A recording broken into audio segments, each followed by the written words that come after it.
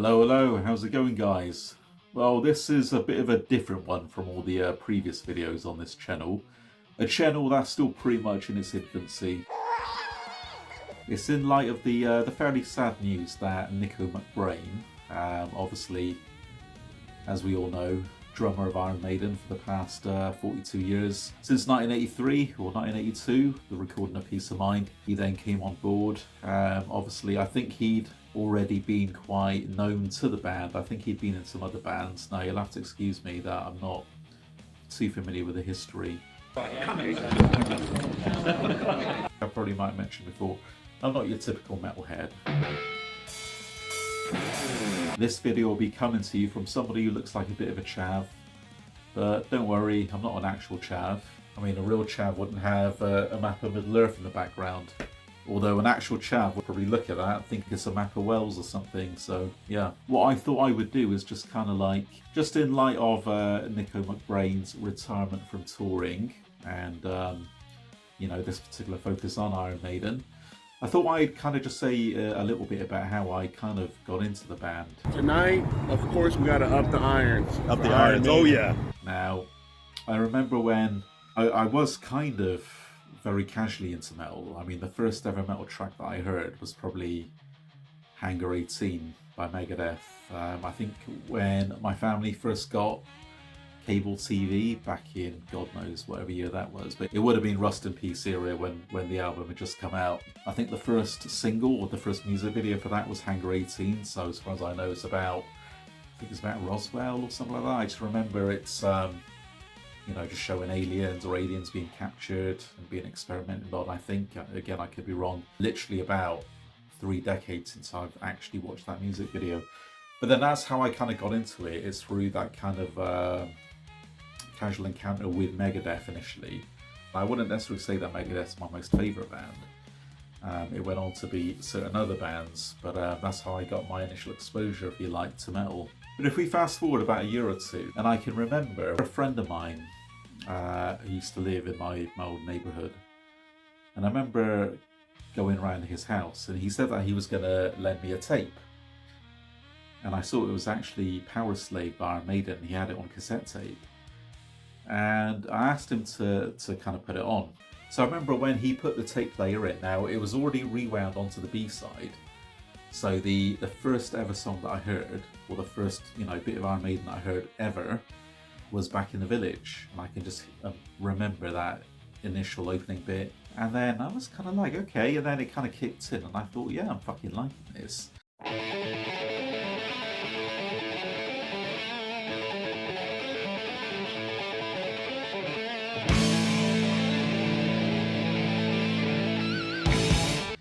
And then, so I remember I took the tape home and I kind of listened to the rest of it, and obviously I was blown away by the title track, by 2 Minutes to Midnight, which I think is probably one of my favourite Maiden songs, although 2 Minutes to Midnight, the opening riff, is probably one of the most recycled riffs in metal history.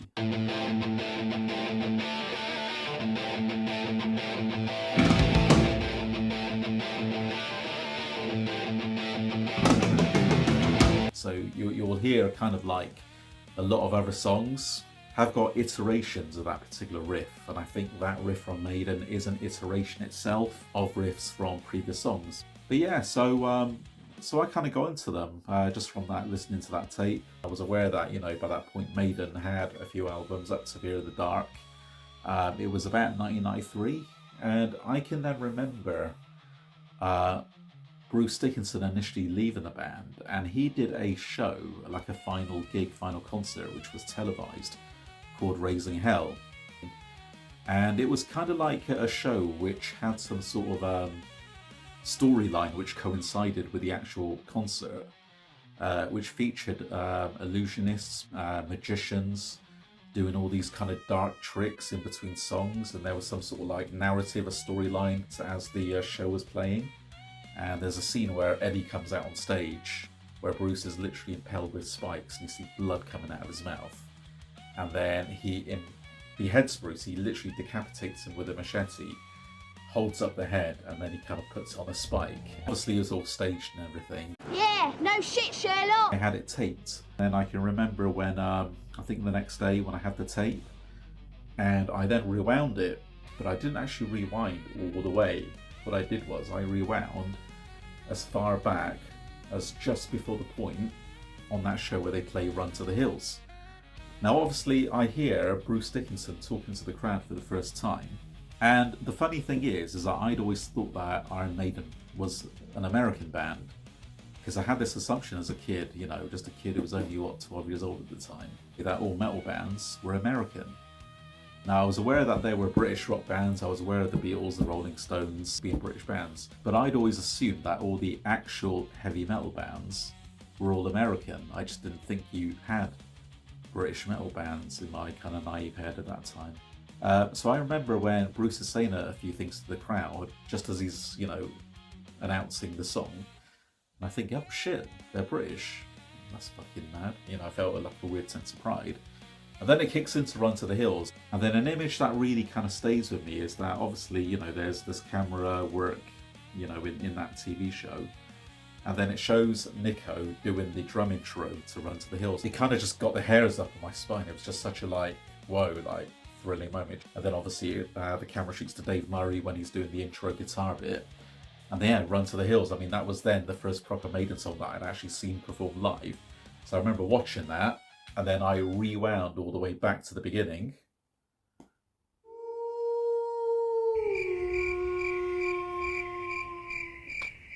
And then I remember I rewound to the beginning of that show, and then obviously watched it all from, you know, and I remember 2 minutes to midnight on that particular show, the performance of that, fucking, yeah, love that. Yeah, and then obviously my love of Maiden kind of went from there. Then I just started buying the album. So what I did was I backtracked. I bought the debut, Killers, Number of the Beast. What I did was I passed on Peace of Mind, because it's like, for example, with Priest, I always forget that Point of Entry exists. I always keep thinking they went from British Steel straight on to Scream for Vengeance. I always forget Point of Entry was in between. And I sometimes get like that with Peace of Mind. I keep thinking they went on from Number of the Beast straight to Power Slave. You call yourself a fucking Maiden fan? But I remember sequentially I got the albums, Somewhere in Time, Seventh Son, Up to No Prayer for the Dying, and then Fear of the Dark. And it was all on cassette tape at that time. You know, this is the early 90s, so the use of tapes are still pretty prevalent. Now, I'd not seen them live at all, not since the Aftershock Festival. And now the mad rush from the Priest set to the fucking Maiden set. Are you alright over there? Speak to me, fuck's sake! Come on, are you alright over there?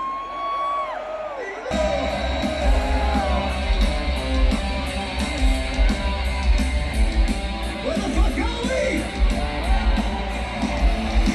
Sacramento, no!